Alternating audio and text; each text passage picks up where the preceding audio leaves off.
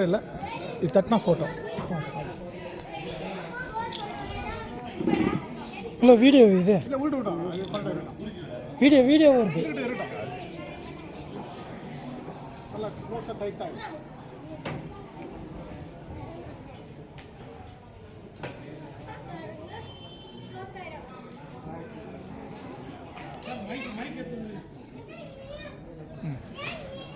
Sir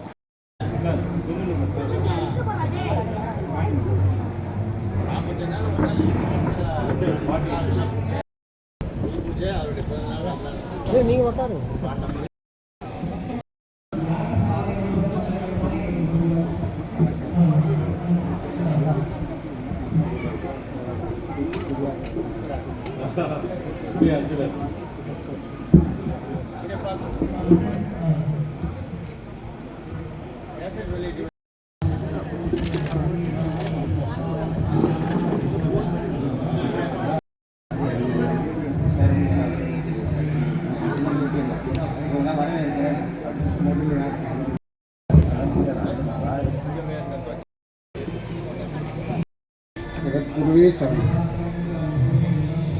Kangeyam Vellore மாவட்டம் காங்கேயநல்லூர் திருமுருக கிருபானந்த வாரியார் அவதரித்த இந்த புண்ணிய பூமியிலே ஐட்ராக் என்ற ஒரு அமைப்பின் சார்பிலும் இங்கே ராகவேந்திரர் திருக்கோவில் அமைத்து அதற்கு கும்பாபிஷேக விழா நடைபெற இருப்பதால் அதனை முன்னிட்டு ராகவேந்திர சுவாமிகள் அவதாரம் முதல் சந்நியாசம் வரை என்கிற தலைப்பில் வாரியார் தாசன் கவிஞர் லக்ஷ்மிபதி செயலாளர் கம்பன் கழகம் வேலூர் அவர்களையும் அவர்களின் திருமதி விஜயா காமராஜ் அவர்களையும் ஆன்மீக சொற்பொழிவு ஸ்ரீ ராகவேந்திர சுவாமியின் மகிமை மகத்துவம் என்கிற தலைப்பில் தத்சங்கம் ஸ்ரீ சீனிவாசதாசர் ஈரோடு அவர்களையும் நிகழ்ச்சியை தொகுத்து வழங்கியிருக்கும் டிமேக் சரவண் அவர்களையும் வருக வருக என வரவேற்று மற்றும் இங்கே கூடியிருக்கும் அனைத்து பொதுமக்களையும் மகளிர்களையும் சகோதர சகோதரிகளையும் அனைவரையும் காங்கேயநல்லூர் அல்ட்ராக் குழு சார்பில் வருக வருக என வரவேற்கிறேன். முதற்கண் வணக்கத்தையும் தெரிவித்துக் கொள்கிறேன்.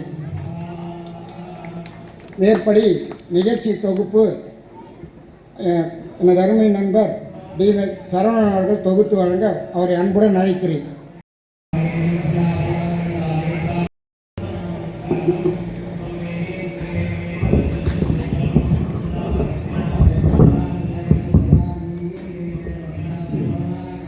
ஜகத்குருவே சரணம். மந்திராலய மகான் மகாபிரபு ஜெகத்குரு ஸ்ரீ ஸ்ரீ ராகவேந்திர சுவாமிகளுடைய எல்லையற்ற கருணையினாலும் அருளினாலும் ஆசிகளினாலும் இக்கணம் மட்டுமல்ல எக்கணமாக இருந்தாலும் அக்கணம் வரை குருராஜரின் வழிகாட்டுதலோடு அவரின் அருளோடு ஆசிகளோடு தான் ஒவ்வொரு நிகழ்வும் தொடர்ந்து நடக்கும் என்பதற்கு அத்தாட்சி இந்த நிகழ்ச்சி. இந்த நிகழ்ச்சிக்கு வருகை தந்திருக்கக்கூடிய அனைத்து அன்பு நெஞ்சங்களையும் வருக வருகவென அகில உலக ஸ்ரீ ராகவேந்திர பக்தி இயக்கத்தின் சார்பாக வரவேற்கிறேன். நம்முடைய அகில உலக ஸ்ரீ ராகவேந்திர பக்தி இயக்கத்தின் கௌரவ தலைவர் தலைமையில் இருக்கக்கூடிய மதிப்பிற்குரிய குருஜி அவர்களுடைய பாதம் பணிந்து வரவேற்கிறோம். மற்றும் மேடையில் வீட்டிருக்கக்கூடிய மதிப்பிற்குரிய திரு திருநாவுக்கரசு ஐயா அவர்கள் மற்றும் திரு லக்ஷ்மபதி ஐயா அவர்கள் மற்றும் திருமதி விஜயா காமராஜ் அம்மா அவர்கள் மற்றும் சென்னையிலிருந்து பல வெளியூர்களிலிருந்து கோயம்புத்தூரிலிருந்து நிறைய பேர், நம்ம செல்லத்துறை சார், ஒவ்வொரு பேராக சொல்லலாம், நம்மளுடைய ராஜன் சார், நிறைய பேர் வந்திருக்கீங்க. எல்லாமே குருராஜர் அப்படிங்கிற அவரின் மேல் வைத்த பக்தி, அவரின் மேல் வைத்திருக்கக்கூடிய அன்பு, அது ஒன்றுதான் உங்களை இந்த இடத்திற்கு வரவழைத்திருக்கிறது. நம்ம சொல்லுவோம், எழுந்த எண்ணமெல்லாம் உம்மால் உதித்தது, செய்த செயல்கள் யாவும் உம்மால் விளைந்தது, போகின்ற பாதையெல்லாம் நீர் காட்டிய பாதைகளே. குருராஜா, இந்த உயிரின் உடலில் இறுதி சொட்டு ரத்தம் உள்ளவரை எம் ரத்தத்தில் உள்ள ஒவ்வொரு அணுக்களும் உமது நாமத்தை சுமக்கும் வரம் கேட்கின்றோம். உம் நாமமே என் வேதம், உம்மை அறிந்ததே என் ஞானம், இவ்வுலகில் உள்ள அனைத்துயிரும் வாழ்வாங்கு வாழ பிரார்த்திக்கிறோம். இந்த நிகழ்ச்சிக்கு மதிப்பிற்குரிய திரு முனியாண்டி சுப்பையா அண்ணன் அவர்கள் அகில உலக ஸ்ரீ ராகவேந்திர பக்தி இயக்கத்தின் தலைவர். அவருடைய ஊரில் மலேசியாவில் அங்கு இருக்கக்கூடிய அவர் ஸ்தாபிதம் செய்த ஒரு ஆலயத்தின் ஒரு வருடாந்திர திருவிழா நாளைய தினம் நடக்கவிருக்கிறது. அவர்களுடைய மூதாதையருடைய கோவில் அது. அதனால அவர் இங்க தவிர்க்க முடியாத சூழ்நிலையால் வர இயலவில்லை. நம்ம ஒன்று சொல்லுவோம், அனைவரின் கணக்கிற்கும் மிக துல்லியமாக விடையை வழங்கும் வித்தகநாதன் குருராஜர். எல்லாம் கால்குலேட் பண்ணிடுவார். புத்திசாலித்தனமாக ராயருடைய பக்தர்களாக இருந்து கொண்டு எந்த அட்வான்ஸ் திங்கிங்கும் திட்டமிடுதலும் அவர் முன்னால் ஈடுபடார். அதுக்கு உதாரணம் இந்த நிகழ்வு. அதாவது அவரே போடுற திட்டம். சமீபத்தில் சென்னை வந்திருந்தார் ஒரு 2 மாதத்துக்கு முன்னாடி. நாங்கள் ஒரு 4 நாள் ப்ரோக்ராம் வெளியிலாம் சுற்றிட்டு இருந்தோம். நான் சொல்றது முனியாண்டி சுப்பையா அண்ணன் அவர்கள் சார். வேலூர் வர்றதா ப்ரோக்ராமே கிடையாது. திடீர்னு ஒரு நாள் காலையில் எனக்கு ஃபோன் பண்ணி, நம்ம காங்கேயநல்லூர் போயிட்டு வரலாம், வந்துருங்க சரவணன் போகலாம் அப்படின்ட்டார். நான் கிளம்பி வந்தோம்.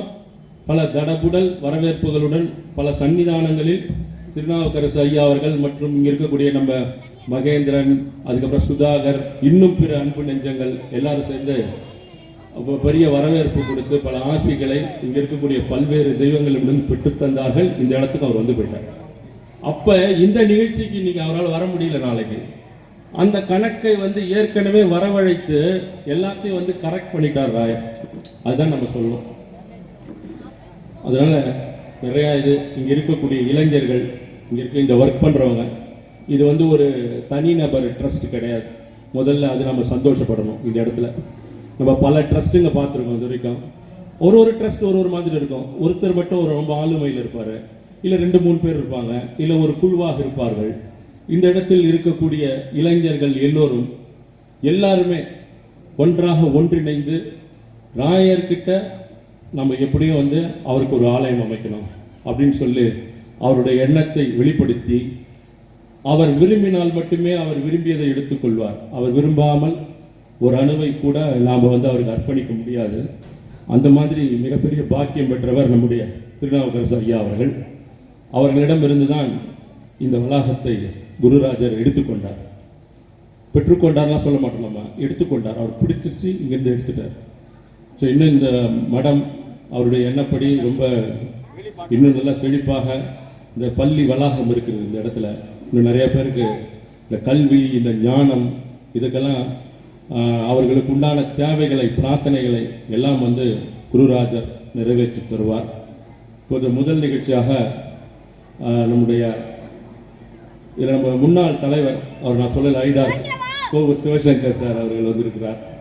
இப்போ முதல் நிகழ்ச்சியாக நம்ம வாரியாதாசன் ஐயா அவர்கள் உங்களிடம் பேசுவார். மண்ணுக்குள் வானம் அப்படின்னு சொல்லிட்டு ராகவேந்திர சுவாமிகள் பற்றி ஒரு நூல் எழுதியிருக்காரு. அந்த நூலில் ஏதோ ஒரே ஒரு அறையில் உட்கார்ந்து அவர் எழுதலை. அது சில பல வருடங்களுக்கு முன்னால் ராயர் எங்கே பிறந்தார், எங்கே வளர்ந்தார், அங்கேயே படுத்து தூங்கி அந்த இடம்லாம் போயிட்டு ரொம்ப கஷ்டப்பட்டு சிரமப்பட்டு எழுதி முடித்தார். அவர் எழுதின அந்த நூலுக்காக மலேசியாவில் அவருக்கு ஒரு விருது கொடுத்தாங்க.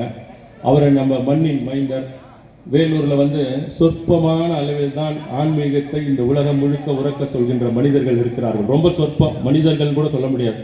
அதில் வந்து ஒரு முக்கியத்துவம் வாய்ந்தவர் நம்முடைய லட்சுமிபதி ஐயா அவர்கள். வாரியார் தாசன் அப்படின்னு அழைப்பாங்க. அவர்களை அன்புடன் அழைக்கிறேன். விஜயாய ராகவேந்திராய சத்ய தர்மரதாயச பஜதாம் கல்ப விருட்சாய நவதாம் காமதேனுவே. அந்த குருராஜருக்கு சார்பாக ரெப்ரசன்டேட்டிவ் நம்ம விழுப்புரத்திலிருந்து குருராஜர் வந்திருக்கு. நம்ம ராகவேந்திராச்சாரியா இங்கே இருக்கும்போது அவர் தான் நமக்கு குரு.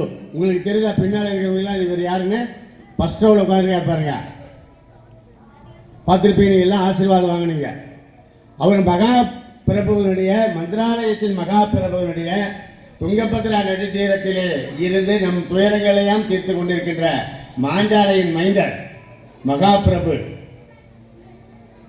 நமது ஜெகத்குருவனுடைய எண்ணங்களை உலகிற்கு சொல்லி நம்மை எல்லாம் ஆற்றுப்படுத்துகிற ஆச்சாரிய பெருமகனார் முன்னிலையிலே இந்த நிகழ்ச்சி நடைபெறுவது மிகவும் சால பொருத்தம். எனக்கு தெரிஞ்சு மிஸ்டர் சரவணன் சாதனையாளர். இந்த ஐடார்க் ஆரம்பிக்கும் போது நான் கூட இருந்தேன். ஆனால் எவ்வளோ அவர் சாதிச்சாரோ இல்லையோ, ஐடார்க் சார்பில் நடக்கின்ற முதல் பெரிய நிகழ்ச்சி இந்த நிகழ்ச்சி தான். ஐடார்க் ஏன்னு கேட்டீங்கன்னா, எனக்கு தெரிஞ்ச அந்த போர்டில் ஐடார்க் மேலே போட்டு கீழே திருக்கோயில் போட்டது ஃபர்ஸ்ட் இன்சிடென்ட் அவருடைய லைஃப்பில். ஐடார்க் என்னுடைய வரலாற்றிலே பொன்னெழுத்துக்களால் பொறிக்கப்படுகின்ற முதல் நிகழ்ச்சி காங்கேய நல்லூர் நிகழ்ச்சி. காங்கேயனுக்கு நல்ல ஊர் காங்கேய நல்லூர் என்பார் வாரியார். காங்கேயனுக்கு கோயில் இருக்கு, வாரியார் சாமிகள் அவங்க அப்பா கட்டின கோயில். மல்லையதாசர், கனகவல்லி தாயார், காங்கேய நல்லூரின் கண்மணியே என்று நாங்கள் அழைப்பது உண்டு. ஆக மல்லையதாசரும் கனகவல்லி தாயாரும் பெற்றெடுத்த வாரியார் சாமிகளுடைய நாவோடு பாவோடும். ஆக இந்த வீதிகள் எல்லாம், காங்கேய நல்லூர் வீதிகள் எல்லாம் பாவோடும்.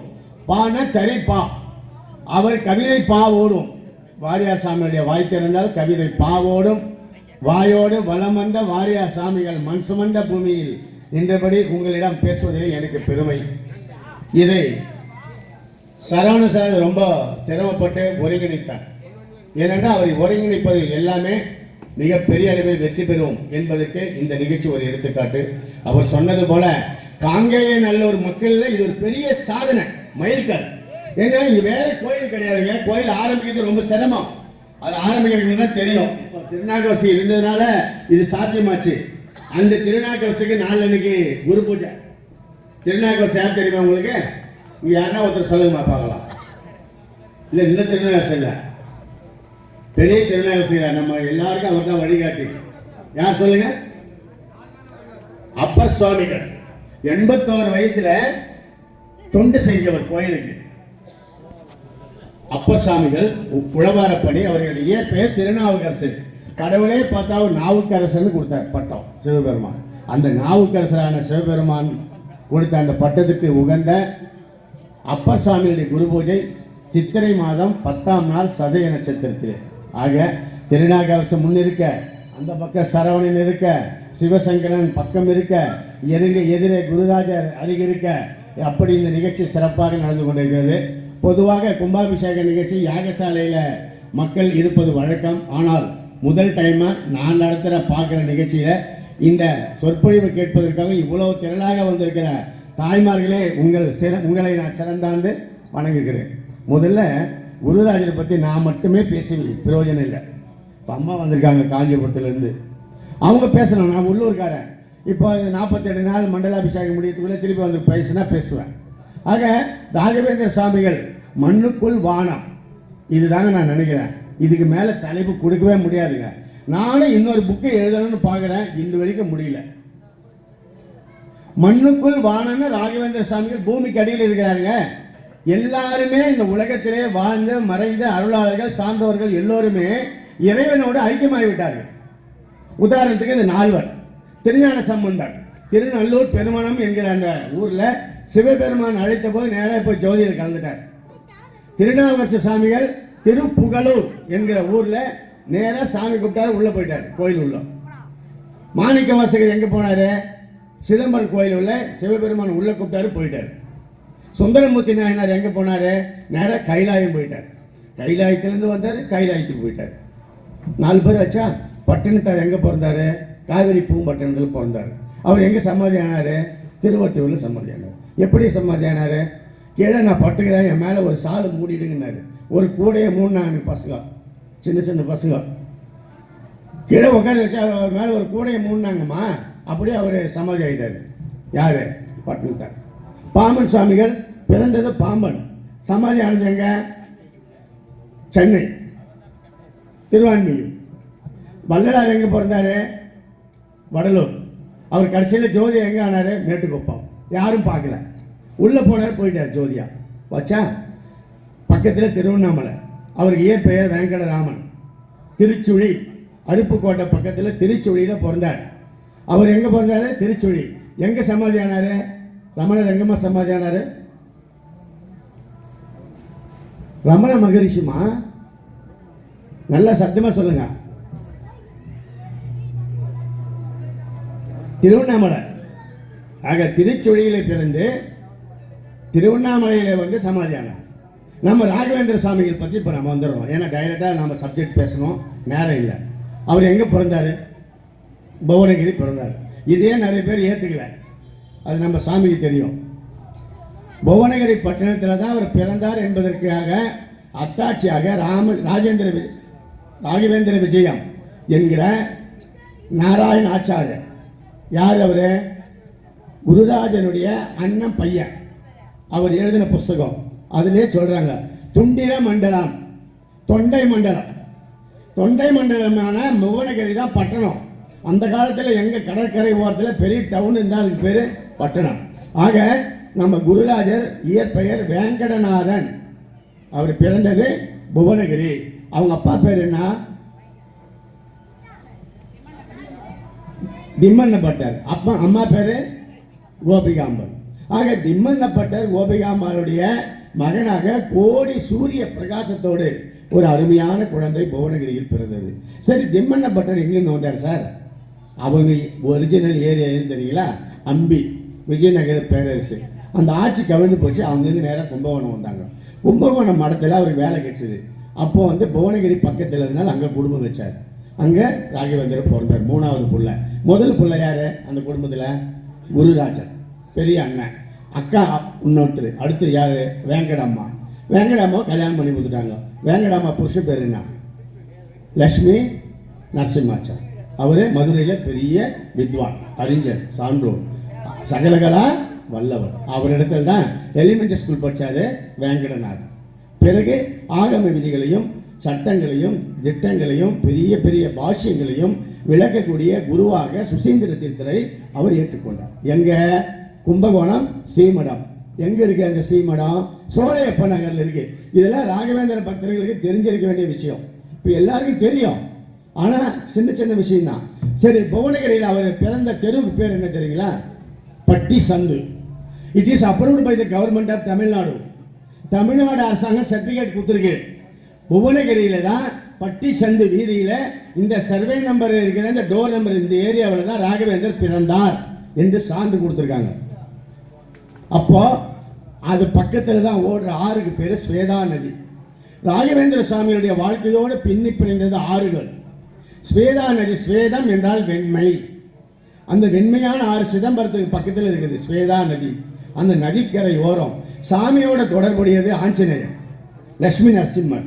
இவங்க 2 பேரும் இல்லாமல் ராகவேந்தர் கிடையாது.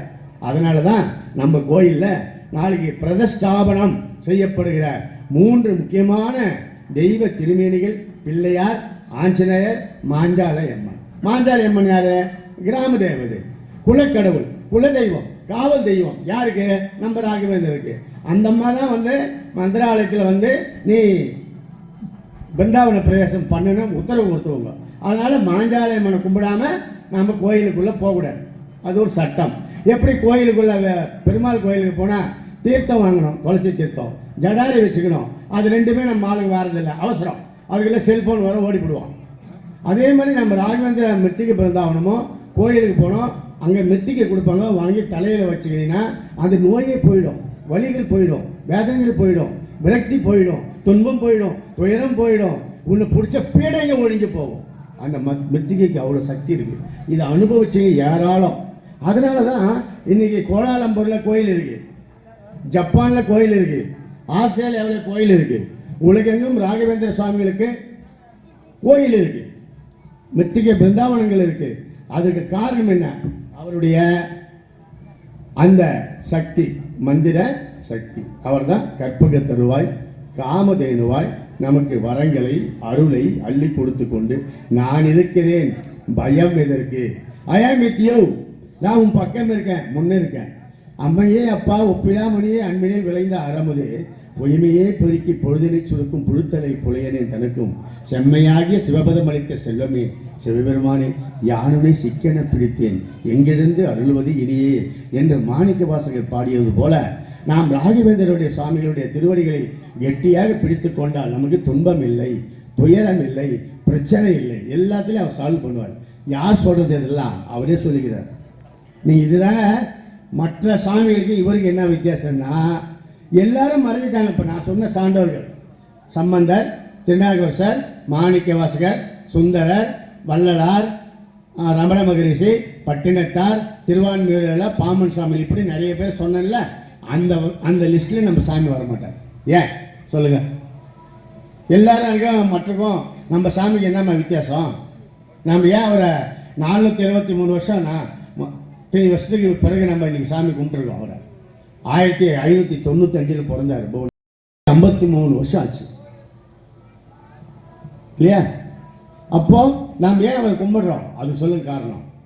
என்ன நம்பிக்கை உங்களுக்கு? மற்ற மகான்கள்கிட்ட இல்லாத நம்பிக்கை இவர்கிட்ட. எல்லா மகான்களும் பேசுறாங்க, பக்கத்திலே இருக்காரு நம்ம மகான். நினைச்சு பாருங்க, உலகத்திலே யாருக்குமே கிடைக்காத பாக்கியம் வாரியார் சாமி கிடைச்சதுமா. இதே பிறந்தார், இதே தெருவில் அவருக்கு கோயில் இருக்கு, வேற எந்த யாருக்கும் கிடையாது, உலகத்திலே கிடையாது. நீ சான்று சொல்லுங்க, நான் வாரியார் தாசன் என்பதற்காக சொல்லல. அது மட்டும் இல்ல, எந்த முருகன் கோயிலுக்கு கட்டினாரோ அந்த முருகன் கோயிலுக்கு எதிர்க்க அவர் தலைவன், இவன் தொண்டன். தலைவனுக்கு எதிராக தொண்டனுக்கு ஒரு கோயில் உலகத்திலேயே இருக்குதுன்னா அது வாரியாருக்கு தான். ஆனா வாரியார் சாமிகள் மண்ணில் மறைந்து விட்டாரு, ராகவேந்திர சாமிகள் மண்ணில் மறையவில்லையே. எங்க இருக்காரு? எங்கம்மா இருக்காரு? மந்திராலயத்தில் இருக்காரு. எப்படி இருக்காரு? அவரு ஜீவனா உயிரோடு இருக்காரு. நீங்க அங்கதான் வித்தியாசம் பார்க்கணும். அதனால தான் அவர் பெரிய மகானா உலகம் கொண்டாடுது. 700 வருஷம் உயிரோடு இருப்பேன்னு சொன்னது அவர் தான். கிபி 1671 மிருத்திகை பிருந்தாவனத்தில் பிரவேசம் நடத்தும் போது அப்பண்ணா பாடிய பாட்டு தான் நம்ம இப்ப சொல்லிக்கின்னு இருக்கோம். அப்பண்ணா ஒரு சீடர். அந்த அப்பண்ணா எழுதிய அந்த மந்திர சொல்லுதான், ஸ்ரீ பூஜ்யாய ராகவேந்திராய சத்திய தர்ம ரதாயச பஜதாம் கல்ப விரிக்ஷாய நமதாம் காமதேனவி என்று சொன்னது அப்பண்ணா. அவர் எந்த ஊரில் பிறந்தாரு, எங்கே இருந்தார் கடைசியில்? பிச்சாலை.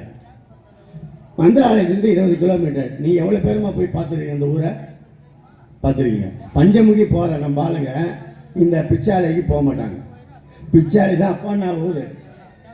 அப்பண்ணா ஊரில் 13 வருஷம் நம்ம சாமி இருந்திருக்காரு. அப்பண்ணா சுவாமிகள் அந்த இடத்துல நம்ம ராகவேந்திர சாமிகள் போய் குருவா இருந்திருக்காரு, அவர் சிஷ்யனா இருந்திருக்காரு 13 வருஷம். நினைச்சு பாருங்க.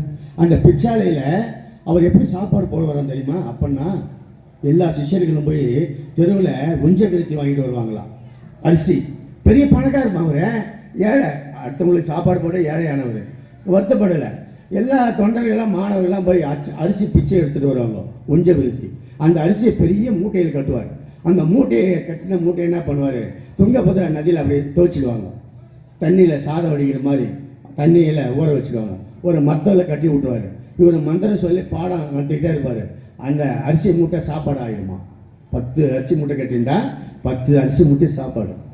அப்புறம் கற்பனை பண்ணிங்க, சாம்பார் பொரியெல்லாம் இருக்குமா, அப்புறம் அரிசோடு இருந்தால் கேட்க முடியும் ஞானிகள். சாப்பாடு அப்படி போட்டிருக்காரு. அப்படிப்பட்டவர் தான் இந்த மந்திரத்தை நமக்கு கொடுத்தாரு. ஏன்னா அந்த மந்திரம் ரொம்ப முக்கியம். மந்திரம் என்றால் சொல்பவனை காப்பாற்றுவது. ஓம் பூஜ்யாய ராகவேந்திரான்னு சொல்லும் போதே அப்படியே செலுத்து போகுது இல்லை. இப்போ சரவணன் எப்படி செலுத்து போகிறாரு, அவரை பார்த்து நாங்கள் செலுத்து போய் நான் 24 வருஷமா ராகவேந்திரா சுவாமின்னு சுற்றிட்டு இருக்கிறோம். ஆனால் எனக்கு நம்பிக்கை கொஞ்சம் குறைச்சல, அதனால தான் என்னை சரியாக கவனிக்கல. அவர் உண்மையில அவரை நம்பணும். அவரே சொல்றாரு, என்னை முழுமையாக நம்பு, நான் செவி கொடுத்து உன்னை கேட்குறேன். ராகவேந்திரன் தான் போய் சேர்ந்துட்டாரு. நான் சொன்னேன் எங்கேயா அவருக்கு போய் கேட்க போகுதுன்னு நினைக்கிறேன். முட்டாள் தானே விட்டுடுங்க. முட்டாள் தானே அது. நிறைய பேர் அப்படி நினச்சிங்கிறாங்க, தப்பு. அவரே சொல்லியிருக்காரு, நான் ஜீவனோடு இந்த பிருந்தாவனத்திலே 700 ஆண்டுகள் வாழ்வேன். இப்போ வாழ்ந்து கொண்டு இருக்கிறார், உயிரோடு இருக்கார் பூமிக்கு அடியில். உனக்காக எனக்காக. நீ சொல்ற கஷ்டம், நான் சொல்ற கஷ்டம். காது கொடுத்து கேட்கிறாரு. அப்போ காது கொடுத்து கேட்டு என்ன செய்யறாரு, அவருக்கு ஒரு குருநாதர் இருக்கிறாரு. யாருக்கு அவருக்கு ஒரு குருநாதர்? வேங்கடநாதருக்கு குருநாதர் வேங்கடநாதன். அவர் பெரிய வேங்கடநாதன். யாரு? திருப்பதி பெருமாள். அந்த பெருமாள் கிட்ட கேட்டு தான் குழந்தை பிறந்துச்சு. அதனால தான் பேர் வெங்கடேச பெருமாள் வேங்கடநாதன் வச்சாங்க அவருக்கு. அவங்க மாமா கிட்ட குருராஜர் கிட்ட பாடம் கற்றுக்கினாரு. சுசீந்திர தீர்த்தர் கும்பகோணத்தில் குருவாக இருந்து இவருக்கு தீட்சைலாம் கொடுத்து வளர்த்து வராது. ஒரு ஃபைன் மார்னிங் என்ன பண்ணுறாரு சுசீந்திர தீர்த்தர், ஏற்கனவே ஒரு கல்யாணம் ஆயிடுச்சு. கிபி 1616. 21 வயசில் கல்யாணம் ஆயிடுச்சு. 7 வயசில் அவருக்கு பூணூல் போட்டாங்க உபநயம். 21 வயசில் கல்யாணம் ஆகுது. அவருக்கு மனைவி பேர் சரஸ்வதி. ஒரு குழந்தை இருக்கிறாங்க. பையன் பேர் என்ன தெரியுங்களா? லக்ஷ்மி நாராயணன். ஒரு பையன் இருக்கான். இவ்வளோ சூழ்நிலை தெரிஞ்ச சுசீந்திரர், ராகவேந்திரா வேங்கடநாதா நாளையிலேருந்து சன்னியாசி ஏற்றுக்குப்பா, நீ இந்த கோயில் மடத்தை நீ ஏற்றுக்குப்பா, ஸ்ரீ மடத்தினுடைய பொறுப்பு உங்களுக்கு சாவி கொடுத்துட்றேன், இந்தா மூலராமர் நீ வச்சுக்கோ, கும்பிடு, உலகத்துக்கு நன்மையை செய்வான்னு சொல்கிறார். சாமி நடக்குமா சாமி? மனைவி, இளம் மனைவி, குழந்தை. அப்போ ஒரு சன்னியாசத்துக்கு தயாராகலை. குடும்பம் எல்லாரும் வாழ்க்கை. அன்றைய இரவு அவருக்கு பல்வேறு இறைவர்களுடைய ஆணை. ராமன் வராரு, லக்ஷ்மணன் வராரு, கண்ணன் வராரு, சரஸ்வதி வராங்க. ராகவேந்திரா வேங்கடநாதா, நீ சாதாரண இல்லறத்தில் வாழ்ந்து மற்ற மனிதர்களைப் போல மாண்டு விடுகின்ற சாதாரண மனிதன் அல்ல. நீ மகா ஞானி, உலகை திருத்த வந்த மிகப்பெரிய ஞான கடல், அறிவு சூரியன், இந்த மண்ணை மக்களை காப்பாற்ற பிறந்த ஒரு மகா ஞானி. உனக்காக இறைவன் தூதவன். நீ இந்த மக்களை ரட்சிக்க வேண்டும். உனக்கு பெரிய பொறுப்பு காத்திருக்கிறது. வா புறப்படு என்று சொன்னபோது வெடிகால எழுந்து 4 மணிக்கு விட்டு போயினேன்டார். நேராக போனார் கும்பகோணம். சாமி வந்துட்டேன். ஓகே, இந்த ஊரில் இருந்தால் உம்பொண்டாட்டி வந்துடுவா, உன்னை சன்னியாசி ஏற்றுக்க முடியாது. நேராக கும்பகோணத்துலேருந்து தஞ்சாவூர் போனாங்க. தஞ்சாவூரில் என்ன விசேஷம்? தஞ்சாவூர் மன்னன் ரகுராமன். அந்த மன்னன் ஏற்கனவே நம்ம ராகவேந்திர சாமியை கூப்பிட்டு இப்போ வேலூரில் வெப்ப அலை வீசுது இல்லை, அப்படி வீசிச்சு தஞ்சாவூரில். எல்லாம் கருகி சாவுறாங்க, மக்கள் சாவுறாங்க, பயிர்கள் சாவுது, சோறு இல்லை. அப்போ ராகவேந்திர சாமியை கூப்பிட்டு ஒரு யாகம் நடத்துகிறார். அந்த யாகத்துக்கு பிறகு மழை பெஞ்சுது. கும்பகோணம் மாதிரி செழிப்பாக தஞ்சாவூர் வளர்ந்தது. அப்புறமா அடுத்த முறை என்ன செய்கிறாங்க, நீதான்பா இங்கே சன்னியாசம் கொடுக்கறதுக்கு அரண்மனையை கொடுன்றாங்க. அரண்மனையை கொடுக்கிறார் அந்த மன்னன். அரண்மனையில் தான் சுசீந்திர தீர்த்தரன் முன்னிலையிலே ராகவேந்திர சுவாமி வேங்கடநாதனாக இருந்த நமது சுவாமி ஸ்ரீ ஸ்ரீ ஸ்ரீ ராகவேந்திர தீர்த்தர் என்கிற அந்த திருநாமத்தோடு துறவரம் மேற்கொண்டு தஞ்சாவூர் அரண்மனையிலிருந்து பக்கத்தில் 5 கிலோமீட்டர் தூரம் இருக்கிற வடவாறு என்கிற ஆற்றின் படுகையிலே இருக்கின்ற சின்ன குகை போன்ற அறையிலே 12 வருஷம் தவம் இருந்தார். வடவாரில் நான் 1 வாரம் தங்கியிருந்தேன். வடவாறு அந்த ரூமு பார்த்தீங்கன்னா அப்படி புல்லரிச்சு போகும், ஒன்றுமே இருட்டு. அந்த ரூமில் 12 வருஷம் தவம் இருந்திருக்கார் சுவாமி. இது தஞ்சாவூர் துறவரத்தை பற்றி அதிகமாக எந்த புஸ்தகத்திலையும் எழுதலை, நிறைய செய்திகள் இல்லை. அதனால ராகவேந்திர சாமி அங்கே துறவரம் மேற்கொண்டு பிறகு கும்பகோணத்து மடத்தின் பொறுப்புகளை ஒப்படைத்து விட்டு அவர் இந்தியா பூரா சஞ்சாரம் செய்கிறார். புனித யாத்திரை போகிறார். 2வது பயணம் மேற்கொள்கிற போதுதான் அடானியில் போகிறார். அங்கே வெங்கண்ணாவை பார்க்கிறார். அவங்க மசூத் கானை சந்தித்து அவங்க மாஞ்சாலையில் இடம் வாங்கி மாஞ்சாலையில் வந்து துறவரம் மேற்கொண்ட சுவாமி பிருந்தாவன பிரவேசம் மேற்கொள்ள எல்லா ஏற்பாடுகளும் நடத்துகிறார். மற்ற செய்திகள் உங்களுக்கு தெரியும்.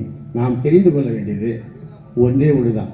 ராகவேந்திர சுவாமிக்கு இருக்கிற பவர் இன்னும் பூமிக்கடியில் அந்த மகான் அமர்ந்தபடி நம்ம எல்லாம் நம் கஷ்டங்களை எல்லாம் கேட்டபடி நம் கண்ணீரை துடைத்தபடி நம் எண்ணங்களை பூர்த்தி செய்தபடி நமக்கு புண்ணியங்களை அள்ளி கொடுத்தபடி நம்மை வழிநடத்தி கொண்டிருக்கிற அந்த வள்ளல் திருவடிகளை காங்கேய நல்லூர் மக்கள் வணங்குவதற்கு ஏற்பாடு செய்து கொடுத்திருக்கிற அந்த மண்ணின் இளைஞர்கள் ராகவேந்திர பக்தர்களை நான் பேர் தனித்தனியாக சொல்லலை, எல்லோரும் பாராட்டுக்குரியவர்கள். ஏனென்றால் இந்த ஐடார்க் என்ற அமைப்பை ஆரம்பித்து அகில உலக சங்கமாக இதை மாற்றிய போது தான் முன்னின்று தலைவர் பொறுப்பை ஏற்றவர் திரு மலேசியா முனியாண்டி சுப்பையா அவர்கள். அவர் ராகவேந்திர சுவாமிகள் பக்தர்களை அங்கே மலேசியா இவர் சரவணனோடு நான் போன போது பார்த்தோம். அங்கே இருக்கின்ற மக்கள் அப்படியே மெய் சிலித்து போகுது. 7 நாள் நிகழ்ச்சிங்க ராகவேந்திர சுவாமிக்கு அங்கே பிருந்தாவனத்தில் மலேசியாவில். ஒவ்வொருவரும் கார் தான், 1000 கார் ரோட்டில் நிற்குது. நேராக உள்ளே வரும்போது வாசல்லே கீழே விழுந்துட்டு வராங்க. அங்கேயே வாசல்லே கீழே விழுறாங்க. சாமியுடைய அந்த நாமத்தை சொல்லும் போது கீழே விழுறாங்க. ஏன்னா சாமி எங்கே இருக்கார்? நீக்கமர நிறைந்திருக்கிறார். பார்க்கும் இடமெங்கும் நீக்கமர நிறைந்திருக்கிற பரிபூரண ஆனந்தம் தாய்மானவர் சொல்றார். அப்படி சுவாமி எல்லா இடத்துல இருக்கார். எங்கே இல்லை அவர்?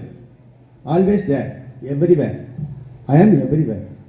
Why you fear when I ஆம் ஹியர் என்று பாபா அடிக்கடி சொல்வார். நான் இருக்கும்போது நீ ஏன் பயப்படுற? அப்படி தான் நம்ம ராகவேந்திர சுவாமி நம்மளை கேட்குறாரு. அப்போ நமக்கு எதுக்கு பயம்? ஏன் என்ன பண்ணணும்? நம்ம பயத்தை அவர்கிட்ட சொல்லணும். சொல்கிறதுக்கு தான் நமக்கு நாக்கு வரலையே, வாய் வரலையே, கோயில் பக்கம் திரும்புறதுக்கு கால் வரலையே, கும்புறதுக்கு கை வரலையே, நினைக்க மனசு இல்லையே, நினச்சா ஜுரம் வருதுன்றானே தலையில், இவனை என்ன பண்ண முடியும்? இப்படி இருக்குது சார் நிலைமை. இந்த நிலையில் காங்கேயநல்லூரில் ஒரு பக்கம் வரதராஜ பெருமாள், ஒரு பக்கம் சிவபெருமான் காங்கீசன், நடுப்புறம் முருகப்பெருமான், அங்கே எங்கள் வாரியார் சாமிகள் சமாதி கோயில், இங்கே செல்லியம்மன், பக்கத்திலேயே நம்ம குருராஜர். எப்படி இருக்கு பார்த்தீங்களா? ஞான சூரியன் ஒரு பள்ளிக்கூடத்துக்கு ஆசீர்வதிக்க வந்தாரோ இந்த இடம் சீக்கிரம் காலேஜ் ஆனால் கூட ஆகும். காங்கேயநல்லூர் மக்கள் பெருமைப்படலாம். நாளை இந்த இடம் ஒரு கல்லூரி ஆகலாம்.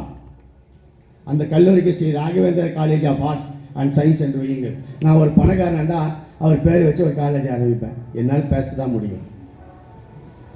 ஆகவே பின்னால் 2 பேர் பெரிய விஐபிங்க பேசணும். நான் உள்ளூர்காரன், பிறகு வந்து உங்களோட நிறைய பேசுவேன். அதனால் ராகவேந்திர சாமிகளுக்கு இந்த இடத்திலே கோயில் கட்ட இடம் கொடுத்த இதயங்கள் அனைத்துக்கும் நன்றியை சொல்லி, ஐடார்க் என்கிற மகத்தான நிறுவனத்திற்கு நன்றியை சொல்லி, விழுப்புரத்திலிருந்து இந்த நிகழ்ச்சியை முன்னின்று நடத்துவதற்காக ஆசீர்வாதம் செய்வதற்காக அவர் போன மலேசியாவில் அவருக்கு தெரியாதவங்க இல்லை, உலகம் பூரா அறிந்த ஒரு ராகவேந்திரர், நிஜமான ராகவேந்திரர், அவரே அனுப்பிச்ச மாதிரி நம்ம குரு ராகவேந்திரர் இங்கே இருக்காங்க. ஆகவே ராகவேந்திர ஆச்சாரிய சுவாமி குருஜி ஸ்ரீ ராகவேந்திர ஆச்சாரியர் அருள் திருக்கரங்களால் நாளை கும்பாபிஷேகம், ஆஞ்சநேயர் மகாபிரபுடைய சிலை பிரதிஷ்டை, மாஞ்சாலயம்மனுடைய சிலை பிரதிஷ்டை, மகா கணபதியுடைய சிலை பிரதிஷ்டை. இது 3 முக்கியம். ஏன்னா ஆஞ்சநேயர் பிரபு கும்பிடாம நம்ம சாமி இல்லை. ஸ்ரீராம் ஜெயராம் ஜெய ஜெயராம், ஸ்ரீராம் ஜெயராம் ஜெய ஜெயராம், ஸ்ரீராம் ஜெயராம் ஜெய ஜெயராம். மூலராமர் பஜனை, மூலராமர் பக்தி, மூலராமர் பூஜை பண்ணது தான் ராகவேந்தருடைய மிகப்பெரிய வெற்றி. அந்த சிலையை அப்படியே வச்சிருப்பாங்க சார். அவங்க அந்த சிலை அப்படியே நம்ம கண் கலங்கும். அது விட்டே தரமாட்டாங்க. அப்போ சொல்கிறார் சுசீந்தர், வெங்கடநாதா இந்த சிலையை உங்ககிட்ட ஒப்படைக்கிறம்பா, நீ பார்த்துக்கோ. கண் கலங்குறாரு. அவர் வயசு என்ன? கண் கலங்கி வெங்கடநாதர் கேட்குறாரு. அவர் என்ன பண்ணுவார்? பாவம் சின்ன பிள்ளை, குடும்பத்தை விட்டுட்டு போனோம். ஆனால் இந்த உலகம் மக்கள் ஆண்டவன் கட்டளை உடனே புறப்பட்டார். மண்ணை காப்பாற்றி கொண்டிருக்கிறார். நன்றி, வணக்கம்.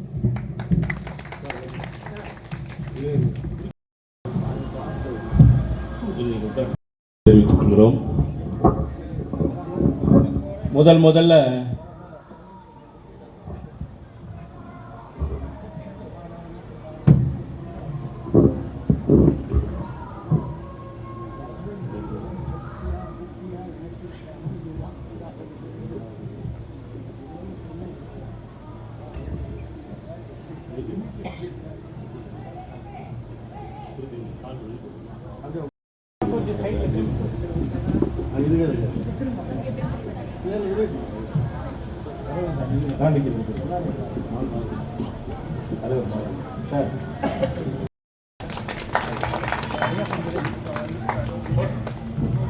அந்த பக்கம் வந்துருங்க சார், லைட்டிங் வருது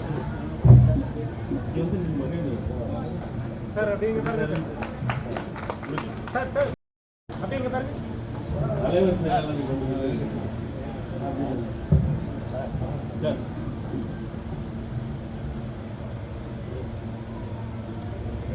தட்சிண சார்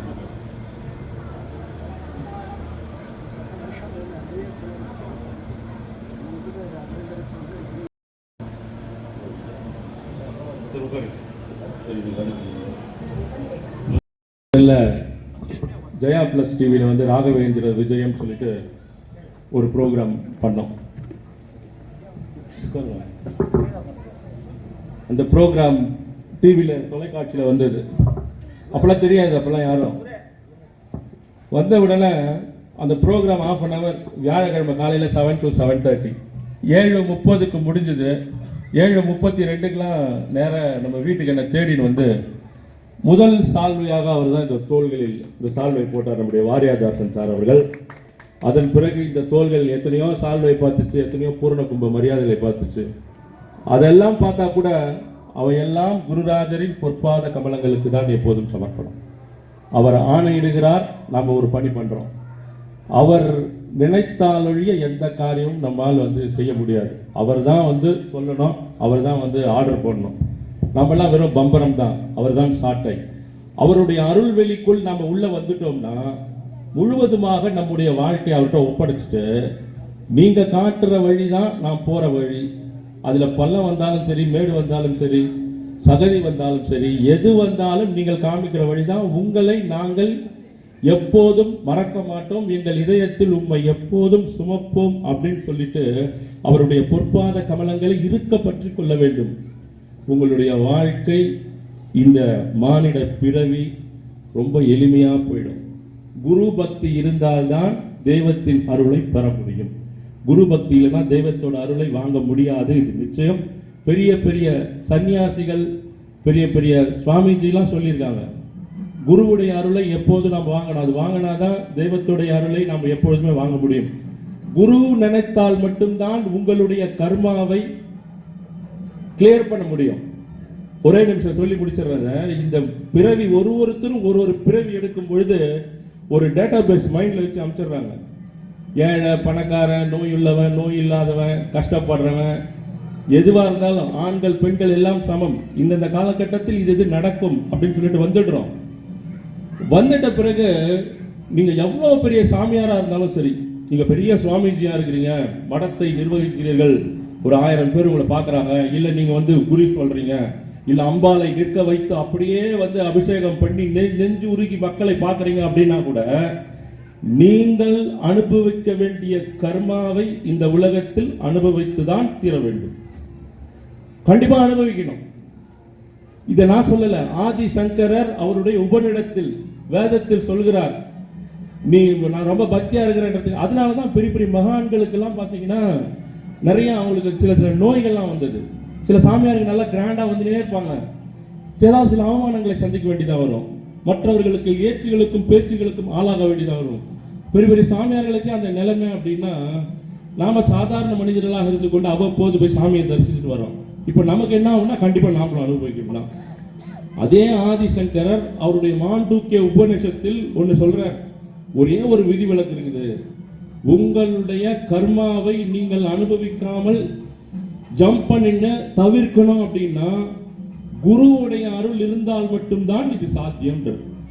குரு கிட்ட அருள் வேணும்னா, குரு நினைச்சாருன்னா உங்களுடைய கர்மாவை குறைச்சிடலாம். மற்ற யாருக்குமே அந்த சாத்தியம் கிடையாது, அந்த இதுவும் கிடையாது. அவருக்கு அப்புறம் தான் நீங்க தெய்வத்துக்கிட்டே போக முடியும். நம்ம ராகவேந்திர சுவாமிகள் பார்த்தா புண்ணியங்களை வந்து நிறைய வச்சிருக்காரு.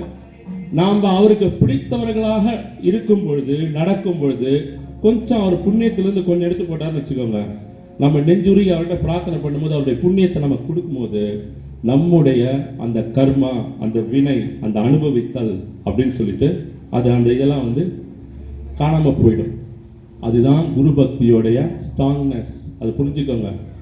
நீங்களாம் இங்கே வந்து உட்கார்ந்துருக்கீங்கன்னா ஏதோ ஒரு விதி உங்களை அழைத்து வந்து இந்த இடத்தில் உட்கார வைத்திருக்கிறது. உங்கள் உள்ளத்தில், உங்களுடைய எண்ணத்தில் ஒரு ஸ்பார்க்கை கிரியேட் பண்ணுது. இதை வச்சு எந்த அளவுக்கு நம்ம வந்து இதை எடுத்துட்டு போகலாம். அதனால தெய்வங்களை தொடர்ந்து பிரார்த்தித்துக் கொண்டிருக்கலாம். ஏதாவது ஒரு குருவை பற்றி கொள்ள வேண்டும். இன்னும் நான் ஒரு படி மேல சொல்வேன், ராகவேந்திர சுவாமிகள் இல்லை, ஒரு குரு நான் ஏன் ராகவேந்திர சுவாமிகளை பற்றணும் அப்படின்னு சொல்லுவேன்னா, அவர் குருவுக்கெல்லாம் குருராஜர். இந்த உலகத்தில் எத்தனையோ ஞானிகள் தோன்றியிருக்கிறார்கள். ஞானிகளாக தோன்றியவர்கள் எல்லாம் மகான்களாக மாறவில்லை. மகான்களாக மாறியவர்கள் எல்லாம் மகிமைகள் புரியவில்லை. மகிமைகள் புரிந்தவர்கள் எல்லாம் கிரந்தங்கள் இயற்றவில்லை. கிரந்தங்கள் இயற்றியவர்கள் எல்லாம் தம் வாழ்வின் பின்புலம் அறியவில்லை. தம் வாழ்வின் பின்புலம் அறிந்தவர்கள் எல்லாம் இந்த உடலின் மறைவிற்கு பின்னர் அருள்மழை பொழியவில்லை. இப்ப நான் சொல்லிட்டு வந்தது எல்லாம் ஒண்ணு இமி பிசகாமல் எல்லா வேலையும் முழுமையாக ஆற்றியவர் தான் மந்த்ராலய மகான் மகாபிரபு ஜெகத்குரு ஸ்ரீ ஸ்ரீ ராகவேந்திர சுவாமிகள். எதுவுமே குறை கிடையாது. அது உட்கார்ந்து சும்மா ஆசீர்வாதம் பண்ண சுவாமி கிடையாது. ஸோ அந்த மாதிரியான ஒரு குரு கிட்ட வாங்க. உங்கள் குடும்பம், நீங்கள், உங்கள் குடும்பம், உங்கள் எதிர்காலம், பிள்ளைகளின் எதிர்காலம், இது எல்லாவற்றையுமே மாற்றி உங்கள் ஜாதகத்தின் கட்டங்களை வேறு மாதிரி வடிவமைத்து விடுவார். இன்டர்மீடியட் கிடையாது அவருக்கு.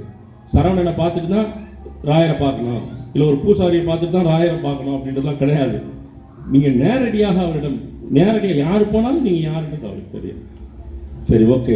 அடுத்தபடியாக நம்முடைய திருமதி விஜயா காமராஜ் மேடம் அவர்கள் நீண்ட நெடுநாளைய பக்தை. அவங்க ஆல் இந்தியா ரேடியோவில் பணிபுரிந்திருக்கிறார்கள்.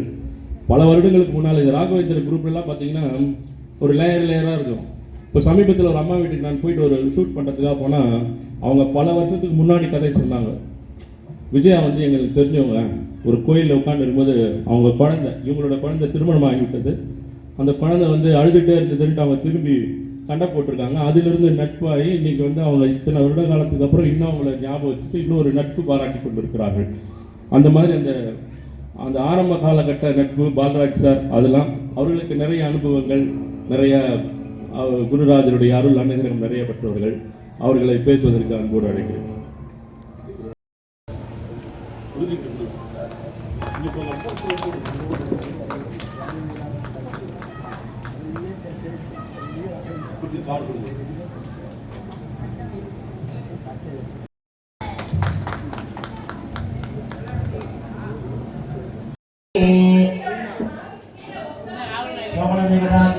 भारतीय